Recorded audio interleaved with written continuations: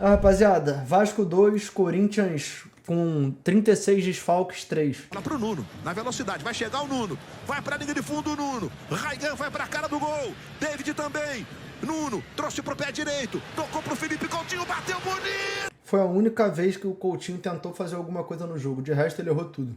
Toma na passa esquerda do gol! Aí Breno Bidon, arrumando pra Gustavo Henrique. Isso aqui me intriga demais. Olha só, é uma análise simples de fazer. Mais uma vez, não tratem como se eu estivesse fazendo uma análise completamente complexa. Qualquer um que consiga enxergar percebe o que eu tô falando aqui. Olha isso. Gustavo Henrique para André Ramalho. O Vasco está com 11 jogadores no campo de defesa. É como se fosse o Bangu jogando contra o Real Madrid, fora de casa. Bernabéu lotado. Só que é o Vasco jogando contra o Corinthians com 35 desfalques dentro de São Januário. Os 11 no campo de defesa. Aí olha só, o jogador vai fazer o lançamento sozinho. Corinthians tentando ficar um pouco mais com a bola. O jogador recebe sozinho, mano, num raio. Tipo assim, se você for avaliar, o Putinha Rodrigues deve estar uns 15 metros dele. O Ryan que tá chegando, meu Deus, o Ryan que tá marcando, deve estar uns 20 metros dele. Ou seja, ele recebe sozinho. De bola.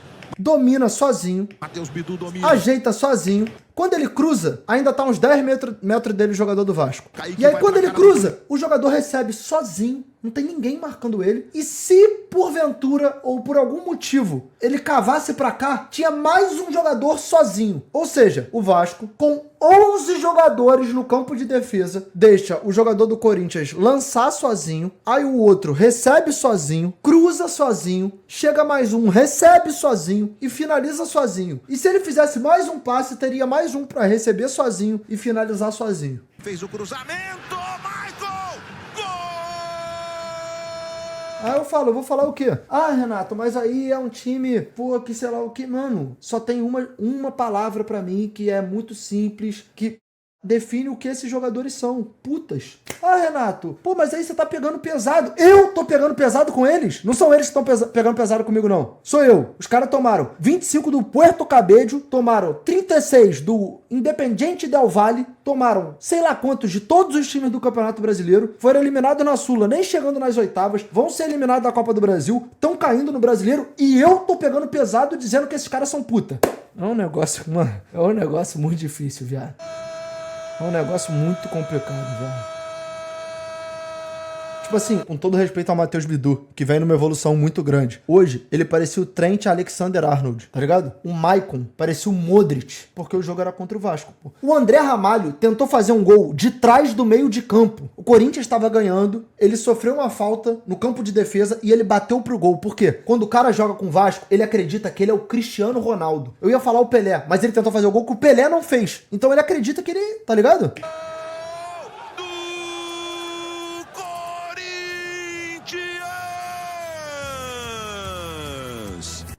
Entregar a bola, vai lá, Luiz. Bora. E vamos lá, ó. Gol do Corinthians foi aos 20. Aí tu pensa, pô, Corinthians todo desfalcado, Vasco jogando em casa, precisando vencer, entrando na zona de rebaixamento, vai pressionar, né? Tem 15 minutos que saiu o gol, não tem um ataque do Vasco, por isso que não tem nos melhores momentos. Não é como se eles tivessem cortado. Vasco não fez nada e vem o Corinthians de novo. Do Maicon pro Guinegão. Guinegão recebe ali pela ponta esquerda, tentou a jogada por dentro. Olha isso, velho. Olha o time que o Vasco tá perdendo. Todo respeito ao Corinthians, velho. Olha a finalização desse filho da puta aqui, mano. Esse cara tá tentando bater no gol. Olha o que ele vai fazer, mano. Por dentro.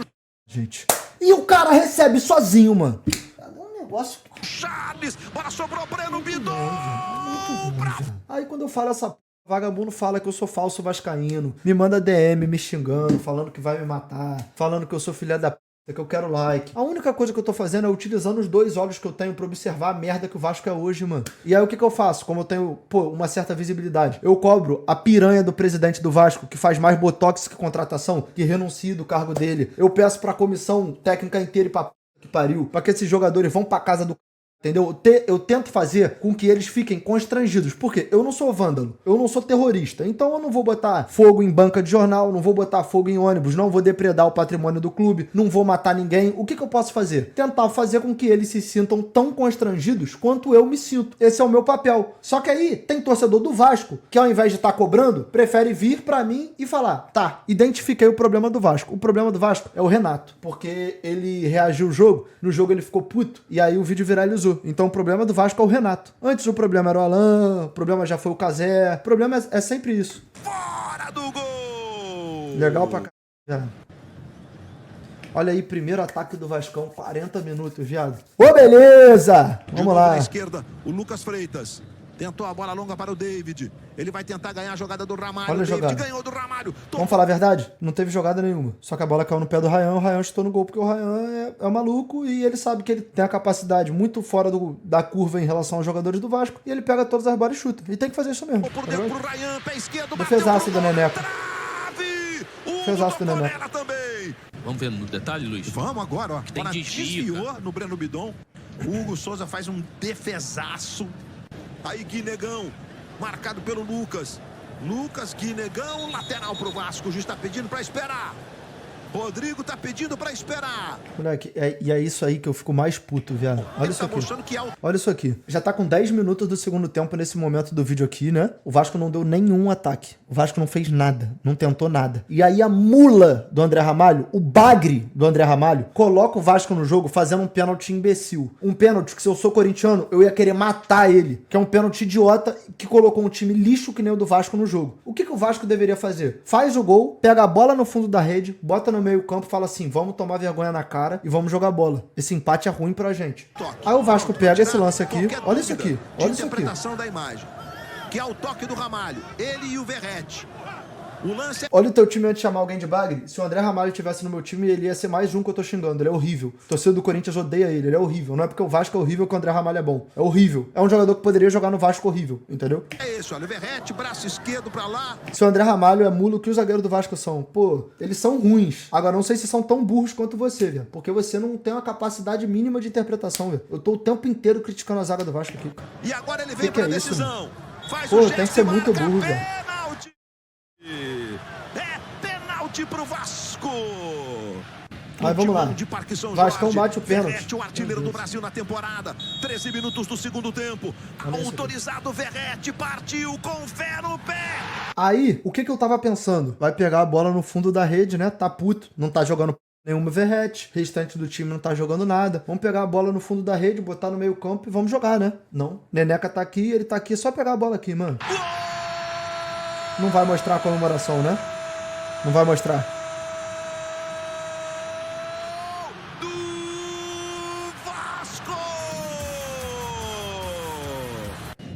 Eu vou buscar. Esse aqui é o momento do gol do Vasco. Eu só esperava que o elenco tivesse o mínimo de conexão com a realidade, pegasse a bola no fundo da rede, tá ligado? E voltasse pro meio campo pra jogar. Olha só. Calma, calma, calma.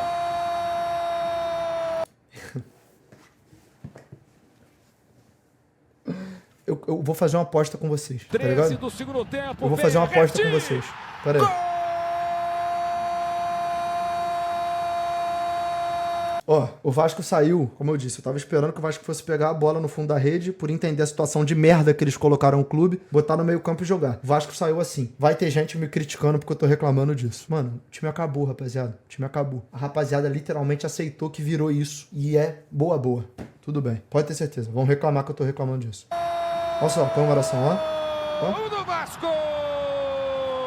Olha lá. Do Pirata! Olha aí. Verratti na cobrança do pênalti! Ele empata o jogo ainda no começo do segundo tempo. 13 minutos em São Januário. Comemora com um sorriso, tampa o olho, manda beijinho. O Pirata Verratti, 23º gol dele na temporada. Posso falar a real? O meu erro é permitir que o amor que eu tenho pelo Vasco me impeça de ser racional. Porque se eu fosse racional, eu já tinha aceitado, que nem todo mundo aceitou. Eu fico aqui tentando, não, mano, não pode aceitar isso. Não pode aceitar esse momento do clube. Não. Tem que cobrar o presidente, pô. Não, tem que cobrar a comissão, tem que cobrar os jogadores. Só que eu parei no tempo, pô. Isso aí era pra ter feito alguns anos atrás. A rapaziada já guivou dessa ideia, entendeu? Ontem eu tava com um parceiro meu no aniversário de um amigo. Aí eu encontrei um amigo meu que, pô, sempre viajou pra jogo do Vasco comigo e tal. Eu falei, e aí, tu não quer uma p nenhuma, né? Ele falou, vou querer o quê, velho? Vou querer o quê? Vou pra lá fazer o quê, velho? Aí o Ian ajeitando, Vitinho, devolve no Bidu, beleza, tentou ó. a jogada pro Galo. Olha o espaço que o cidadão tem. Olha só. Olha o espaço. E domina. Ele podia ter batido de primeira, mas ele sabe que tá jogando contra o Vasco. Aí ele domina, ó. Pisa, ajeita. E aí, olha a marcação. Olha a marcação do Mateuzinho. Olha só. Olha. Pô, gente. Tudo respeito, velho. Minha vontade é morrer. Desculpa. Olha isso aqui, cara. Deve ter 30 metros o jogador mais próximo dele, mano. E ainda tá de costas. Carro bateu, Léo Jardim. Bola E aí, pô, como não tá, a gente abdicou de marcar ele, porque ele poderia pegar e ir andando até dentro do gol, né? Não tem ninguém. Agora, como a gente abdicou de marcar ele, a gente só precisa garantir que esse aqui não faça o gol, certo? Botou, Mateuzinho, bateu cruzado. Que gol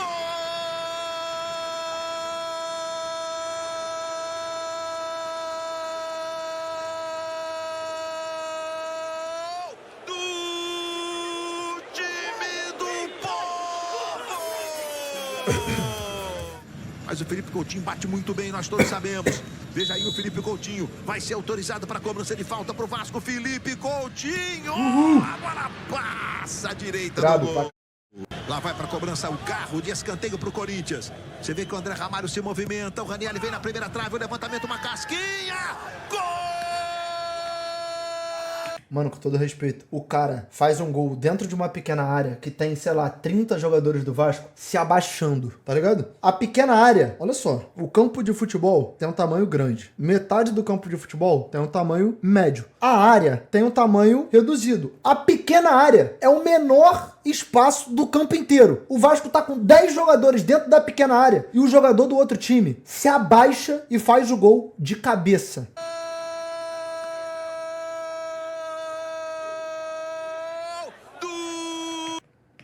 Mano, o cara tá... E tá aqui o Lucas Freitas, com os 2 pés no chão, empurrando um jogador que não tem nada a ver com o lance. Tá lá o Lucas Piton, sempre na cena do crime, essa piranha. Sei lá o que ele tá tentando fazer, colocar a mão, sei lá o que ele quer fazer. Putinha não tá marcando ninguém. O Corinthians!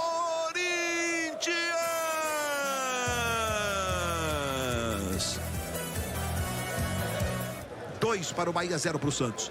Aí o Andrés Gomes, vem o colombiano, cruzou, bola pra trás, Ryan. E aí o único jogador que tenta alguma coisa no Vasco, que eu posso falar que tem a consciência leve, sempre defendi, e por sinal, o único que tomou esporro do Fernando Diniz hoje, né? E mais uma vez faz a parte dele lá, faz o gol. O Andrés Gomes até entrou jogando bem. Dito isso, tem quanto tempo aqui que abriu a janela e eu tô falando que já era pra esses jogadores estarem jogando? Que dia abriu a janela? 10 de julho. 10 de julho. Tem 44 dias que abriu a janela. Hoje o primeiro jogador que o Vasco contratou estreou. Tem 44 dias que abriu a janela. Hoje o primeiro jogador que o Vasco contratou estreou. E aí eu reclamo no Twitter e falo assim, ó, calma, pô. O Vasco tá contratando o Robert Renan e mais um zagueiro. Só que tem que ter tempo pra negociar, pô. Pro Santos.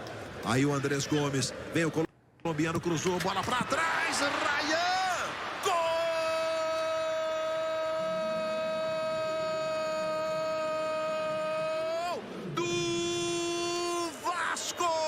E outro, o Ryan vai sair do Vasco, tá? O Ryan vai sair do Vasco. Não tem o que fazer. Não tem o que fazer. Não faz sentido nenhum ele estar no Vasco. Isso é um ponto. Ah, mas vai segurar. Beleza, vai segurar, mas, sei lá, 3 meses vai vender. Tem jeito. Acho que ficou claro pra todo mundo. E, teoricamente, a recuperação do Vasco passaria pela venda dele, que vai ser a maior da história do Vasco. Eu venho avisando isso aqui há 5 meses. Todo mundo que tá na minha live todo dia sabe que eu aviso essa... Só que agora tá todo mundo vendo que eu não era um lunático, né? Eu só tava assistindo o jogo do Vasco. Enfim, aí é a pá de cal. Entendeu?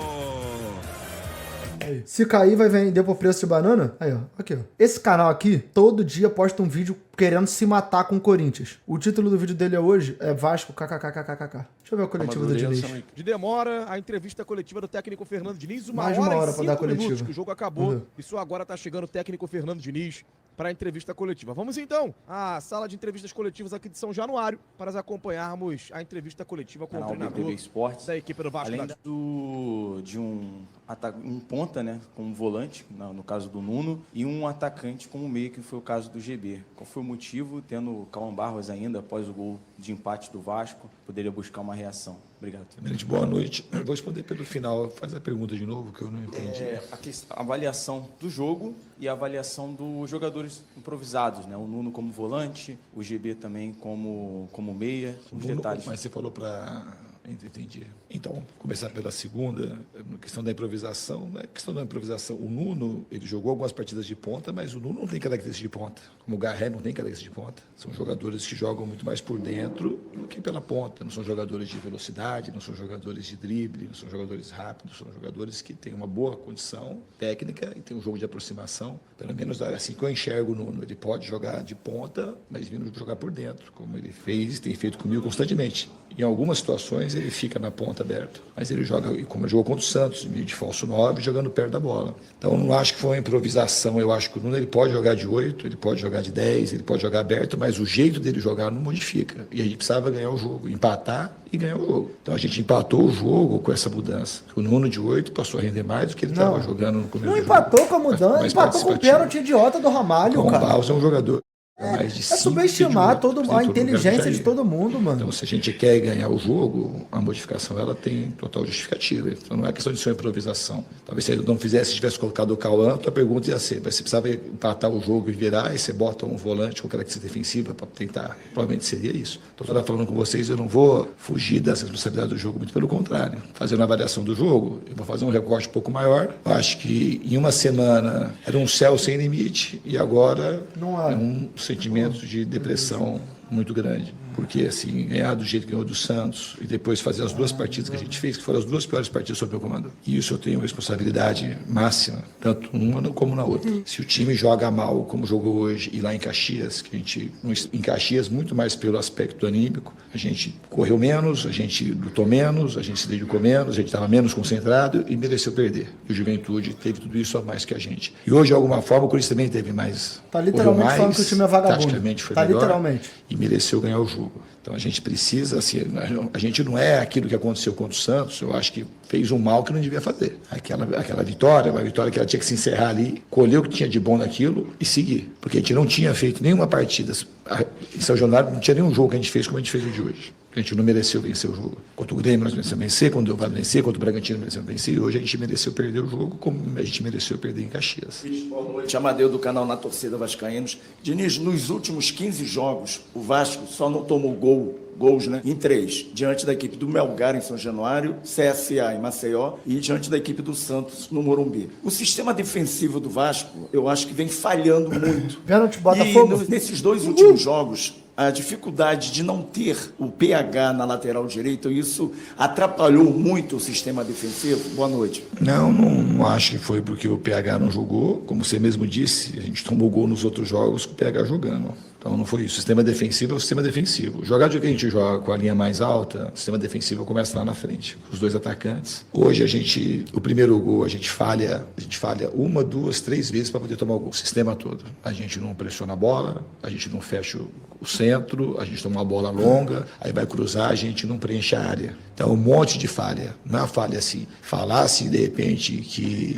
o Hugo Moura está jogando de improvisado, de zagueiro, que na minha opinião, o Hugo Moura jogou bem todos os jogos. Se pegar uma avaliação dos zagueiros, condição geral que ele entrega na saída, que ele entrega na marcação, ele não falha na marcação, entrega muita saída, tem bola longa, tem passe, tem condução. Então o Hugo Moura ali é um acerto. O sistema defensivo está falho, mas o Hugo Moura é um acerto. A gente falhou muitas coisas para tomar o primeiro e o segundo gol, e o terceiro também, que foi uma bola parada, que a gente sabia, a hora que a gente estava com o time mais alto, que o GB já tinha entrado, o VG já tinha entrado, e a gente não tinha sofrido com a bola parada, tomamos um gol quando a gente estava com o time mais alto em campo. Então, não é por conta do PH que a gente sofreu 2 gols em Caxias e 3 gols hoje. Diniz, boa noite. Sérgio Quinte, canal Atenção Vascaínos. Você sempre falou que o objetivo maior é o desempenho e que os resultados são consequência de um bom desempenho. Até os jogos anteriores antes do Santos, você falou aqui, e era como um acordo, que o Vasco estava desempenhando bem, os resultados não estavam refletindo esse desempenho. Você acabou de dizer que o jogo de hoje e o jogo anterior foram os 2 piores sob seu comando, ou seja, um desempenho bem abaixo. Com a situação do Vasco cada vez mais delicada no Campeonato Brasileiro, você pensa em, de alguma forma, abrir mão de alguma convicção, mudar alguma coisa em relação ao seu estilo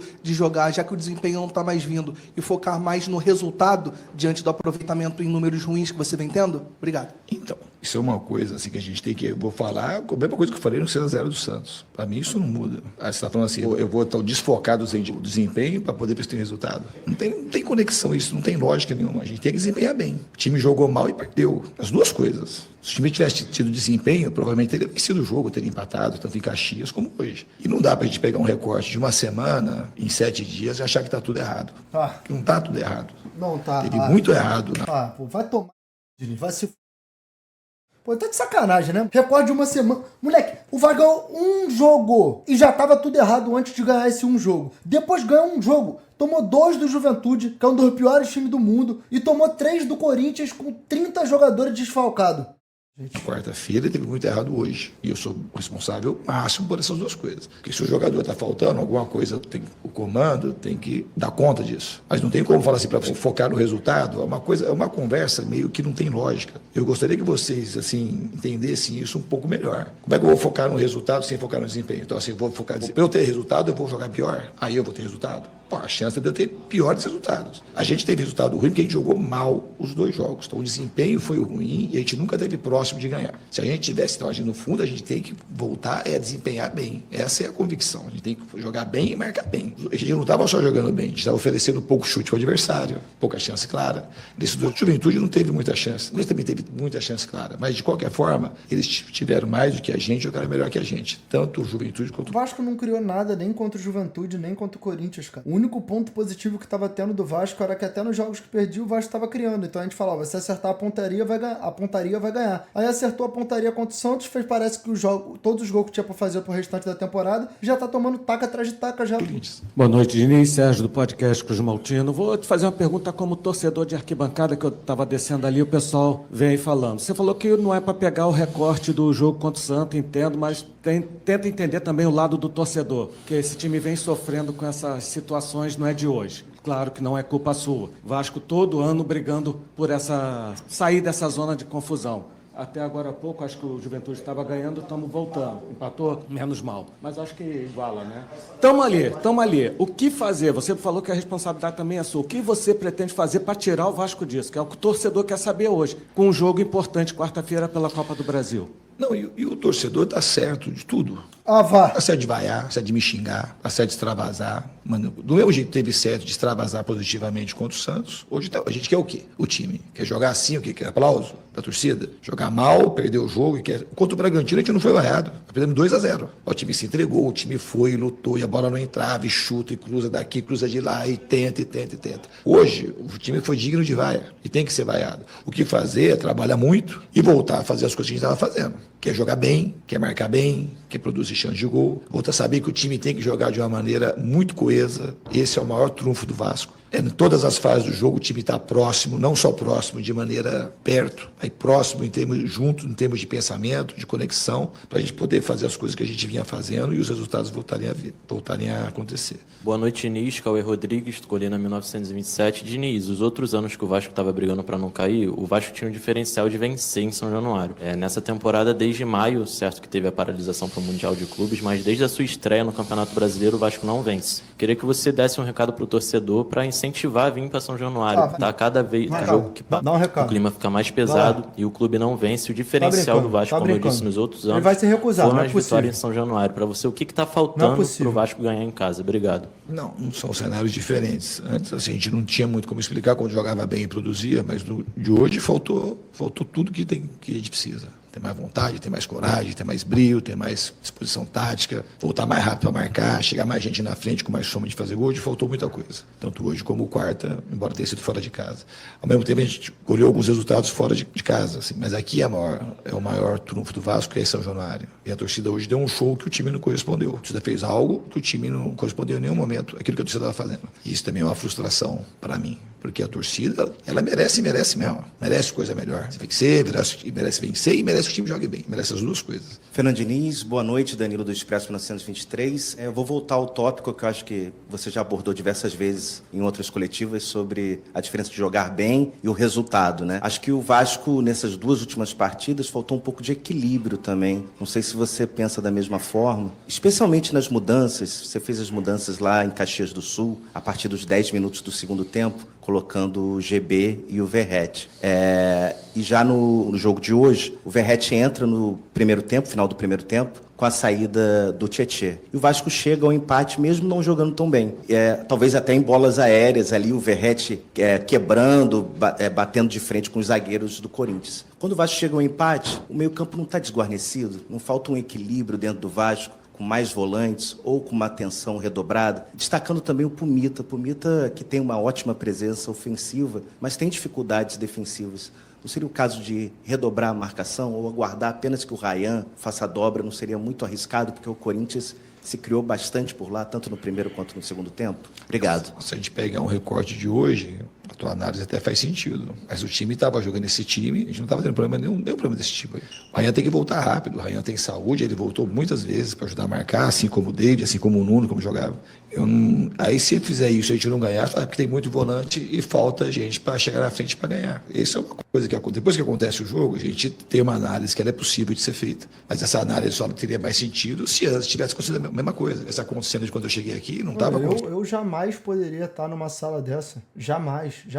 Fiz faculdade de jornalismo, mas eu sou muito mais vascaíno que jornalista. Até por isso eu preferi seguir por outro caminho. Eu jamais poderia estar. Se eu tô aí, cara, eu ia chegar e ia fazer a seguinte pergunta. Eu não sei nem se eu ia começar com boa noite, né? Vamos lá. Boa noite, Fernando Diniz. O Vasco foi eliminado de forma vexaminosa da Sul-Americana, caminha para ser eliminado da Copa do Brasil pelo futebol que vem apresentado e está caminhando a passos largos para ser rebaixado mais uma vez. A torcida em todos os momentos lotou o estádio, tanto nos jogos dentro de casa quanto nos jogos fora de casa. Ainda assim, os jogadores jogam de modo a parecer que estão fazendo um favor em jogar no Vasco. O que você tem de dar de recado para essa torcida, para que eles continuem motivados a acreditar que existe algum motivo para acreditar que o Vasco não vai cair de divisão e não vai voltar para a Série B? Pronto, acabou. Aí ia chegar o Pedrinho, ia interromper a coletiva e ia falar: sai, você não pergunta mais. Sai. E aí ia mandar outra pessoa perguntar: analisando taticamente, você acha que o Pumita pode jogar na lateral direita e na esquerda ou pode entrar no lugar... Foda.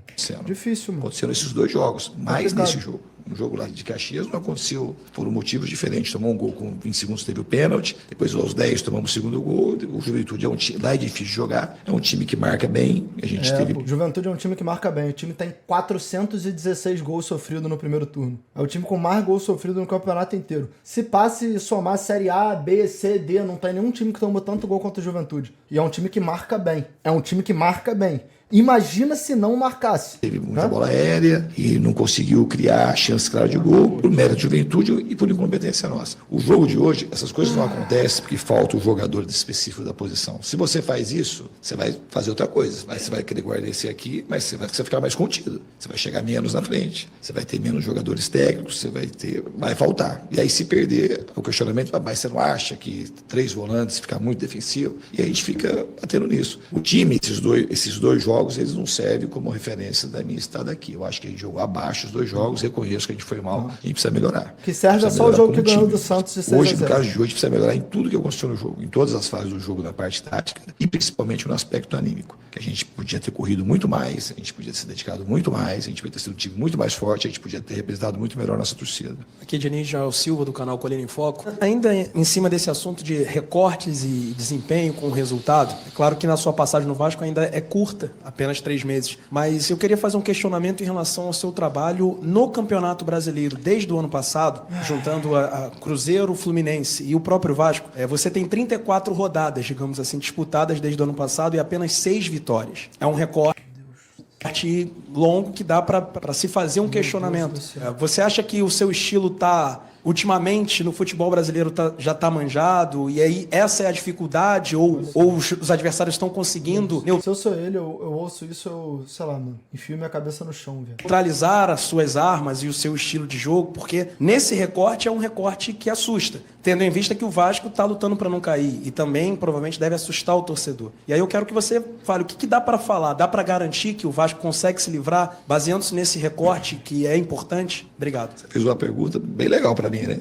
Querendo me colocar numa situação que você não vai conseguir. Esse tipo de questionamento seu faz 15 anos que eu uso. Eu posso pegar um recorte maior e falar que peguei o Fluminense no de foi 3º colocado, o São Paulo, as 2 últimas Libertadores direto comigo, e por aí vai. E naquela época eu já estava na praça há muito tempo. Mas toda vez que acontece um tipo de declínio, essa é uma pergunta que ela é feita. E tudo bem, ela é legítima, mas ela carece de sentido. Para mim, no sentido só no número. Se você é um cara que quer só o número... Já até peguei aqui o @ do Joel Silva e parabenizei ele pela pergunta no Twitter.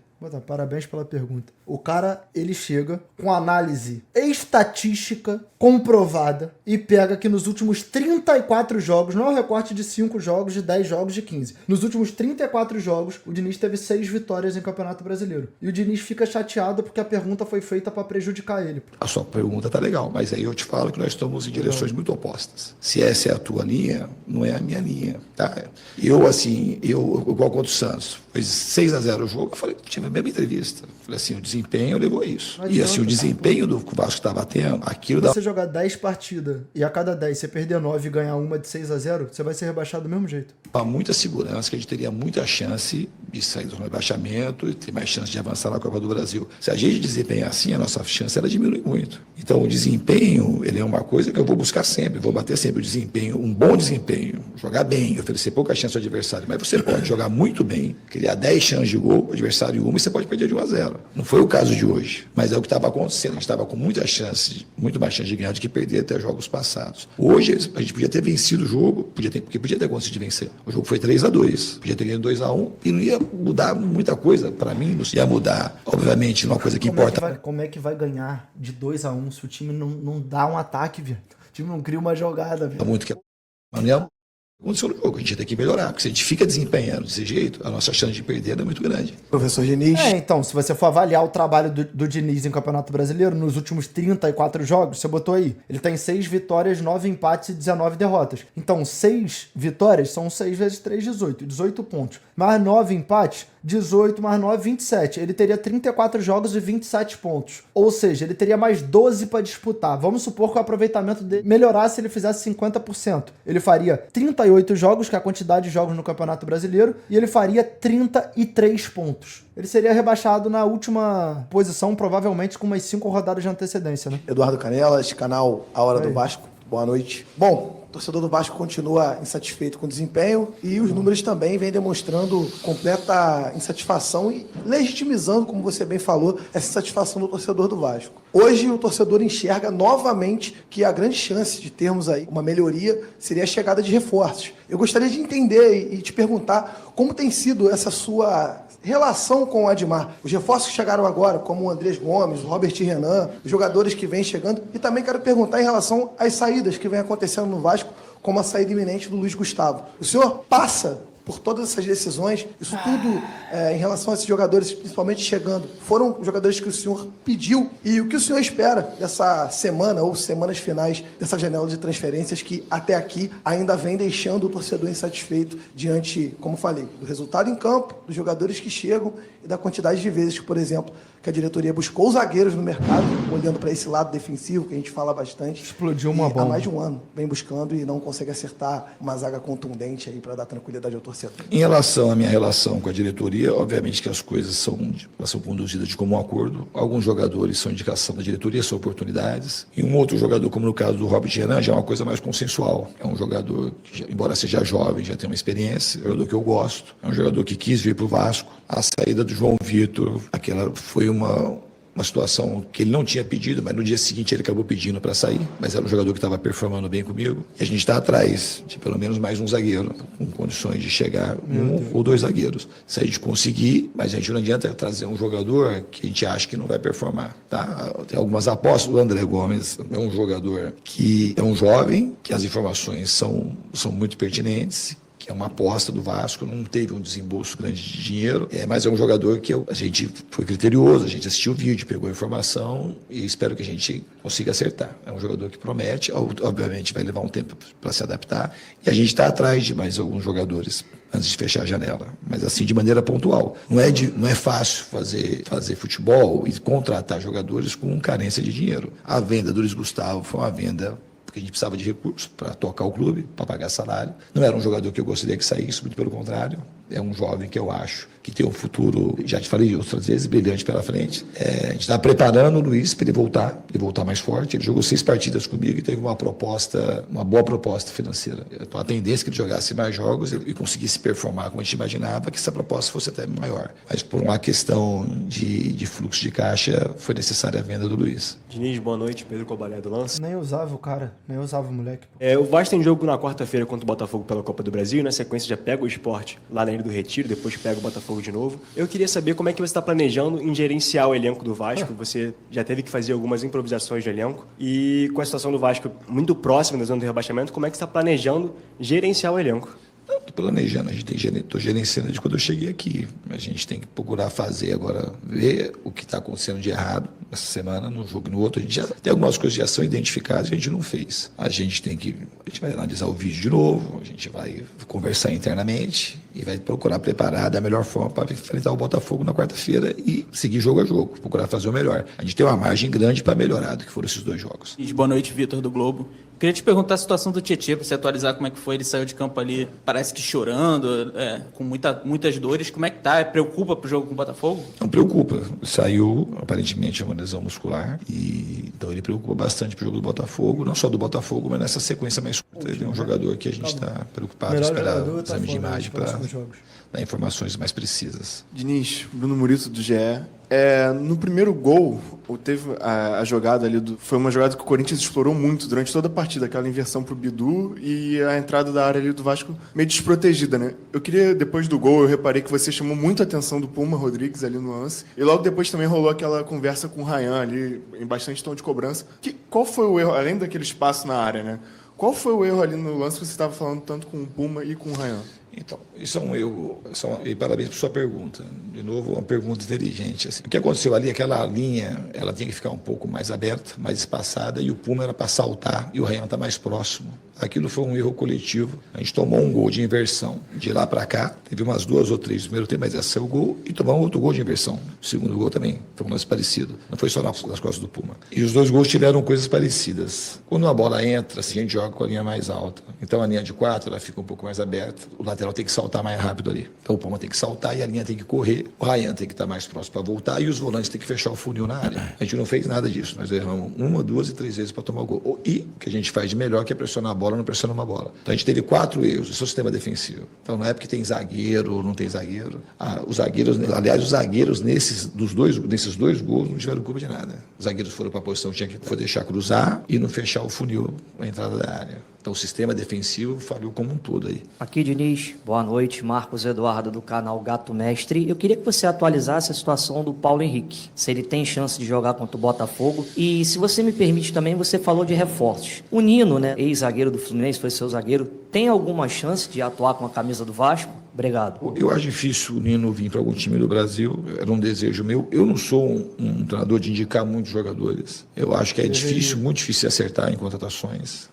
Os nomes vão sendo mapeados e eu vou avaliando junto com um conjunto de pessoas no Vasco. Mas o Nino é uma indicação pessoal minha, que é um jogador que eu conheço e que eu tenho condições de saber o que ele pode entregar. O Robert Renan também é uma indicação que eu participei, assim, que eu conheço mais o jogador. E mais um ou outro. O resto a gente vai buscando, a gente está mapeando os jogadores, só os jogadores que eu quero, o Flamengo quer também, o Fluminense quer, o Palmeiras quer. E a gente não tem o dinheiro para contratar. Então, os jogadores que a gente tem condição de trazer, dá mais trabalho. A gente precisa mapear bem, a gente precisa pegar informação, a gente precisa ficar vendo o jogo e tem uma chance de acertar e chance de errar. Contratar não é uma coisa fácil, sem dinheiro. Quando a gente tem mais dinheiro, você vai com mais segurança, vai geralmente jogador com idade boa e com o serviço prestado já. Mas tem mais chance de acertar. Não é certeza, mas a chance é maior. Então, contratar não é uma coisa fácil. E eu procuro ser muito criterioso e cuidadoso na hora de contratar para aumentar a chance do acerto. É o PH. O PH, ele, em princípio, ele não preocupa para a sequência. O PH, ele poderia até, se a gente forçasse, mas ele tinha um desconforto e tinha uma sinalização de imagem também que o departamento médico, eu e o PH, decidiu conjuntamente que era melhor ele não ir para esse jogo, porque ele corria um risco desnecessário e na quarta-feira ele tem mais chances de poder iniciar o jogo. Olha isso, Viado. Confirma a notícia que saiu, de que realmente ele correria um risco, beleza, mas eles têm essa preocupação com ele estar inteiro para quarta-feira, que é a Copa do Brasil, que a chance do Vasco ganhar é 0,001%. Enquanto isso, o Vasco sendo rebaixado no Campeonato Brasileiro. Ele não tem nada importante. Professor Diniz. Boa noite, Diniz. Patrícia, Sintonia Esportiva. Os resultados não vieram e no Brasil existe essa pressão por vitórias, né? E como você lida em relação ao seu trabalho técnico, mas eu digo assim, hoje eu digo de uma forma geral, como que você está lidando com isso no Vasco? Eu lido muito bem com essa pressão que tem. Eu acho que a pressão ela existe no futebol, principalmente no futebol brasileiro, e trabalhar em instituições de massa como é o Vasco. Então, é uma coisa que, para mim, eu lido muito bem. Eu gosto de estar aqui. Eu gosto, mesmo num momento desse, eu gosto de estar aqui. Eu quero ajudar o Vasco a sair disso e conquistar coisas boas. Eu assumo as responsabilidades por estar aqui. Eu não transfiro responsabilidade. Eu gosto de estar aqui. Eu escolhi estar aqui. Eu quero que isso dê certo. E eu vou fazer de tudo para dar certo. Assim, se fala para mim assim, não me falta assim, coisas importantes da vida vida: trabalho, coragem, determinação, fazer as coisas, desejo de fazer com que a torcida volte a sorrir, são coisas que não me faltam. E eu acredito muito na força do trabalho. E os jogadores também trabalham. A gente foi mal os 2 jogos e a gente não deveria ter ido mal. Porque a gente carrega uma torcida sofrida e muito importante. E a torcida, quando vem e se manifesta dessa forma, com crítica, a gente tem que saber aceitar, porque a torcida está certa. E a gente tem que saber reconhecer, trabalhar mais e entregar mais para a torcida. Boa noite, Diniz, Jonathan, canal Mário Coelho, John Vascaíno. Diniz, o elenco é muito limitado. Atualmente você está improvisando um volante na zaga. Não sei se por opção tática ou por não ter confiança no Oliveira e no Lemos, que são da posição. A gente sabe que o time precisa reforçar em praticamente todas as posições, esbarra na falta de dinheiro. E o pouco que tem normalmente é gastado de maneira errada, com jogadores chegando fora do seu 100%, na grande maioria apostas. Como o torcedor pode acreditar que esse elenco é capaz de se livrar de mais um rebaixamento? E quero saber se você acha que isso é possível, com o que você tem em mãos hoje para trabalhar. Claro que é possível. Assim, eu recordo esses 2 últimos jogos, 4 dias para cá, tá tudo muito ruim mesmo. Mas de 4 dias para lá não estava ruim. Os resultados estavam vindo, mas o time estava jogando bem, o time estava com um cheiro muito grande que ia começar a vencer. E aí veio uma vitória muito contundente e fora dos padrões, talvez seja a maior vitória do Vasco e Prato Brasileiro fora de casa, contra o Santos e contra o Santos do Neymar, que repercutiu daquele jeito, e a gente não soube digerir isso de maneira adequada. Esse Santos é uma merda. Então a gente tem que... Eu acredito muito no time. Agora a gente tem que saber lidar com essas 2 derrotas que a gente teve. Saber aprender e reagir rápido. Obrigado, Diniz. Tá aí. Que coletiva de merda, viado. Que coletiva de merda, mano. Quanto tempo eu perdi da minha vida sem esse lixo de coletiva.